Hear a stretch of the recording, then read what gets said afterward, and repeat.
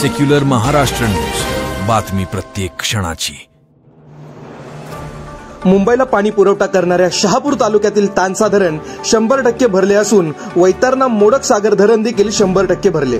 रात्री 1च्या सुमारास तानसा धरणाचे 12 दरवाजे उघडण्यात आले, तर आज 12 वाजता 15 दरवाजे उघडण्यात आले।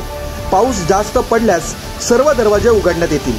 प्रशासनाकडून नदीकाठच्या गावांना सतर्कतेचा इशारा देण्यात आला आहे, अशी माहिती सूत्रांनी दिली।